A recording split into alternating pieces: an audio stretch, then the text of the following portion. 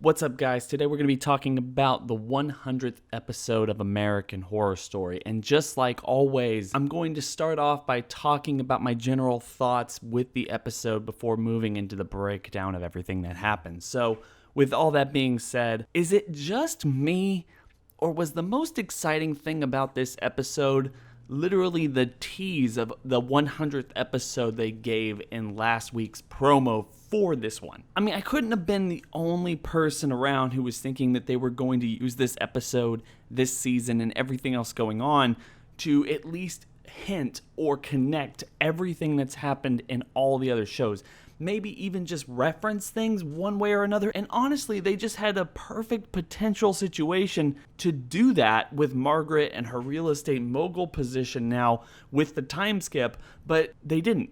I don't understand why they didn't, and it would have just been super easy to just mention that one of the business dealings in one of her murder-free resorts that she's been putting up over the last couple of years might have been Murder House or the Hotel Cortez or any other thing that we've seen throughout the entirety of American Horror Story. But nope, they couldn't do that. They couldn't reference it at all, and for whatever reason, we're just now stuck with this episode, which at the end of everything that happened, nothing changes. I mean, they build up the entire episode to kill off Brooke. They build up the entire episode to say that Mr. Jingles is moving on with his life. He doesn't want to deal with Camp Redwood. You put the Night Stalker in jail. You move Margaret along and everybody else. And it just seems for a second that everything is going to turn out differently. Maybe we're not going to be focusing heavily on Camp Redwood anymore. And it's not going to eat up the last 3 episodes of this season. But by the end of everything, Brooke is out of prison. She wasn't killed in the execution. Rita, or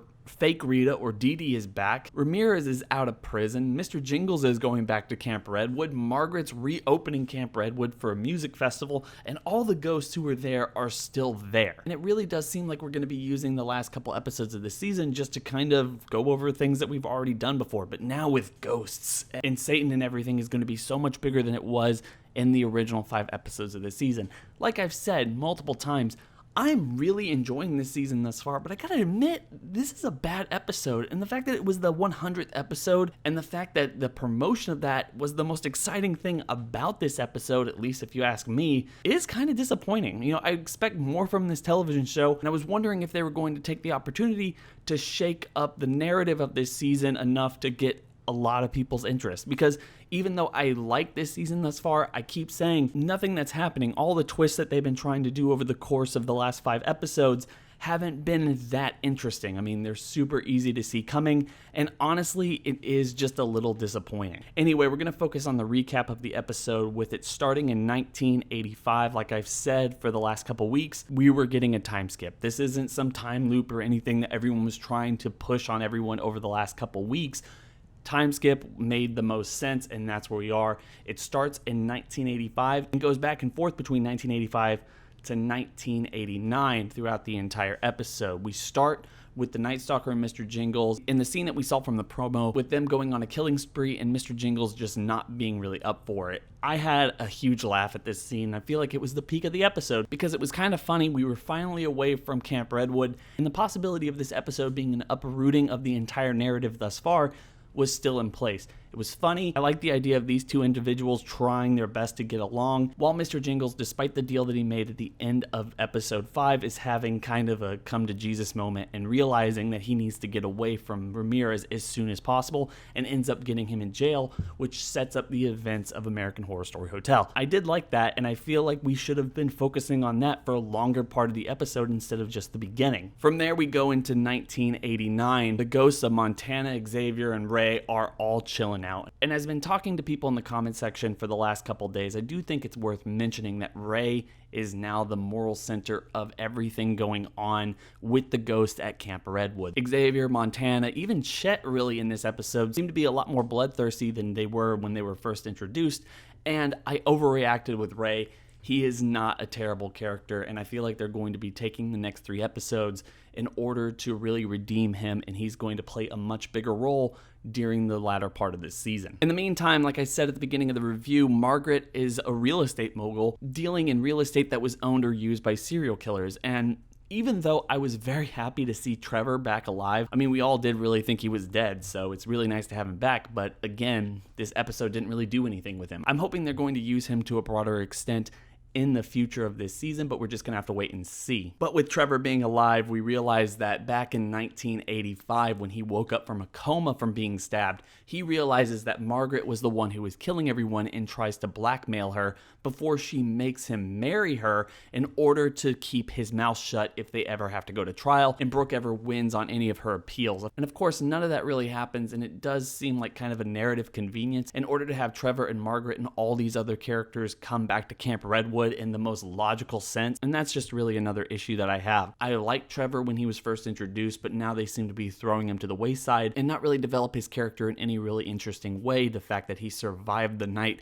and that he has just been living in luxury and depressed over the last 5 years just to put him in the ideal situation for later in the season. And again, Margaret's whole real estate situation and not even bringing up any of the places that we've seen throughout American Horror Story, because a lot of those places have been around forever and they've been on the market. I mean, she should at least try to buy those places in order to make them museums or kind of bed and breakfast or whatever she would do with them, and yet they slept on all of that. I just really don't like that.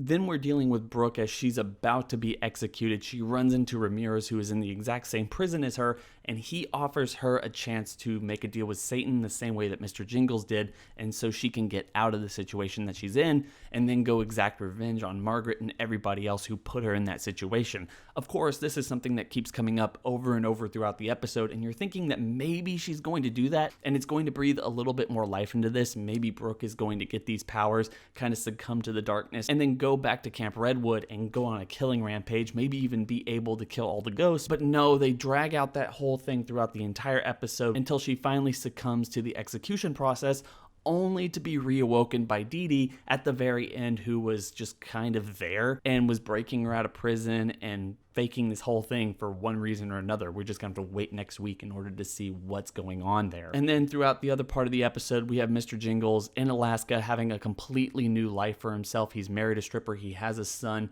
and he's working at a video shack. And it looks like he even comes up with the whole "Be Kind, Rewind" slogan that was very popular around that same time period, which I guess is kind of funny and nostalgic, but at the same time, it makes you wonder, like, why does he get it so good and everyone else is just in a really bad situation throughout this entire episode, until you realize how they're going to get him back to Camp Redwood as Margaret starts to plan a rock concert to be held there after the ghosts who were left behind end up killing more people, and it gets national attention. Also paired with the Night Stalker making a deal with Satan, breaking him out of prison, and sending a message to Mr. Jingles that he needs to go back to Camp Redwood by killing his wife and making him abandon his child. Like I said at the beginning of this video, I have been appreciating this season throughout, and even though the twists and turns and the general narrative isn't all that shocking, it has been enjoyable. I feel like this is the one episode that didn't really add anything to the story and only acts as a bridge to the first 5 episodes and what is going to be the story throughout the last 3 episodes of this season. And I don't really think it needed all of these different fake outs or explanations into characters. One of the biggest complaints I've had throughout this entire season is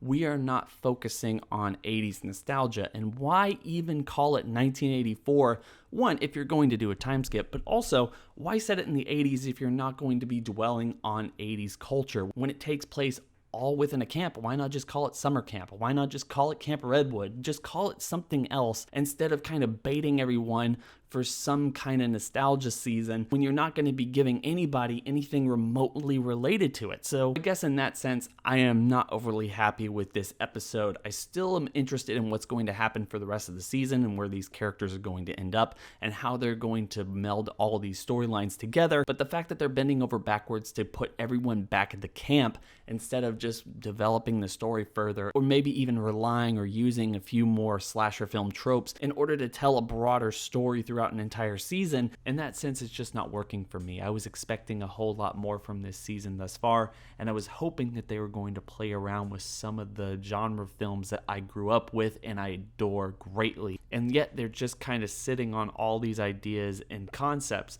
that they could be using to great effect throughout this season's run. In that sense, since they're not doing that, it's just not really working for me in the way that I would really like it to, or that I was really anticipating before the season got started. So Guys, why don't you tell me your thoughts and opinions about this episode in the comment section below? I hope everyone is having a fantastic day. Don't forget to like, comment, and subscribe. Hit that bell over by the subscriber button to notify you every single time I upload.